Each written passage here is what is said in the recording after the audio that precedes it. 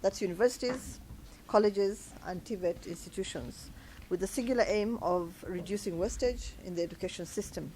Some of these measures have been achieved through unprecedented financial investments in various institutions in line with the government's broad human resource development agenda.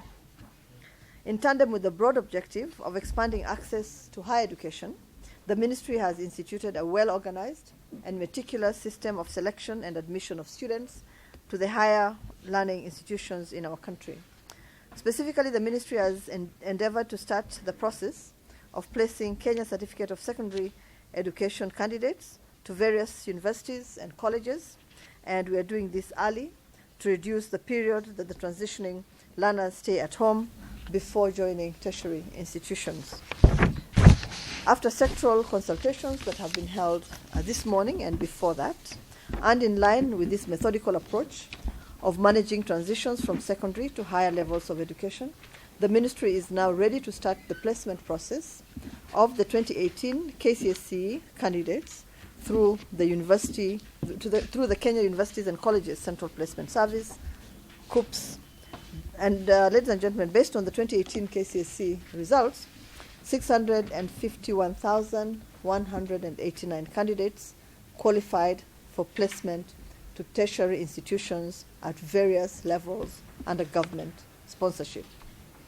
Of this, 90,744 attained a mean grade of C+ and above, meaning that they are all qualified to join local universities.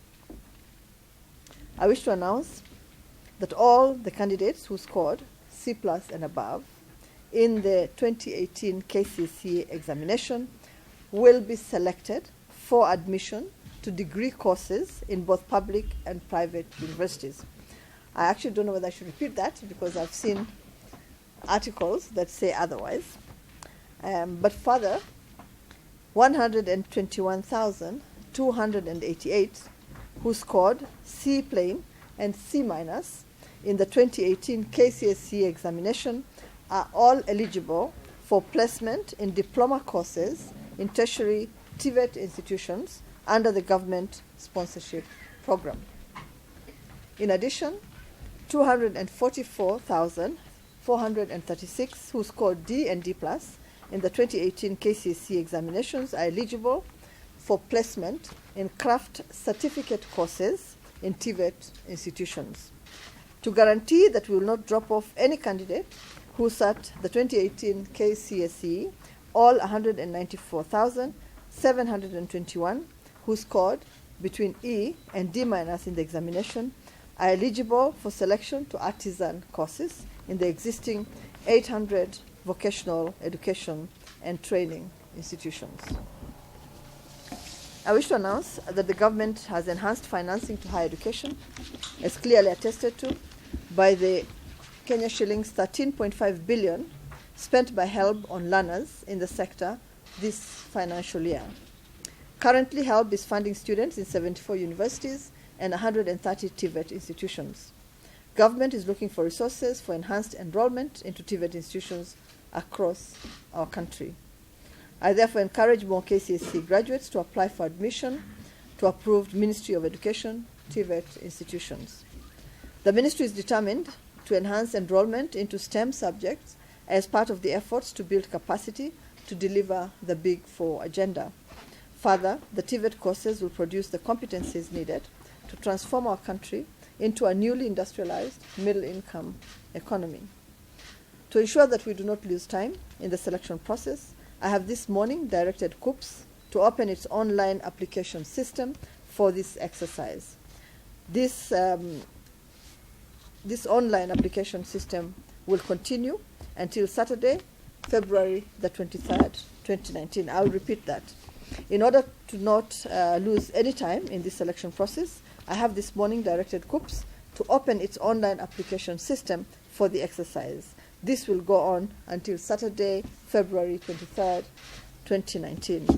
I therefore invite all Kcse examination candidates who wish to revise their choices for degree, diploma, and certificate courses for government sponsorship to proceed with the exercise as soon as the portal is open. The aim is to ensure they realign their selection with the performance in the Kcse examination and take care of any change in their new career interests. Those who do not complete the application process in school should also use this opportunity to apply. After the revision, the placement service will process the applications on merit, taking into account the student's performance in the examination, choices, available capacity, and affirmative action for gender, persons with disabilities, and candidates from marginalized regions. The process will culminate in the final selection of students for admission to universities and Tvet institutions, which will be concluded by April the 12th, 2019.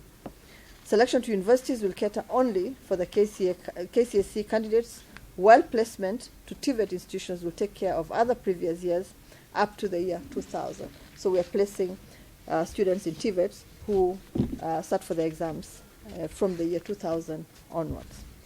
To ensure candidates join courses and institutions of their choice, a 1-month window will be opened in May 2019 for the selected students to apply for inter-institutional transfers. The application procedure and other relevant guiding information may be accessed through the placement service website, www.kcse.ac.ke, immediately after the conclusion of this news conference. To support this exercise, the placement service will send officers to various institutions in counties across the country. They will do this from the 11th of February to the 17th of February 2019 to assist candidates in making their applications. The details will be announced by the placement service that's represented here by Mr. Muraguru.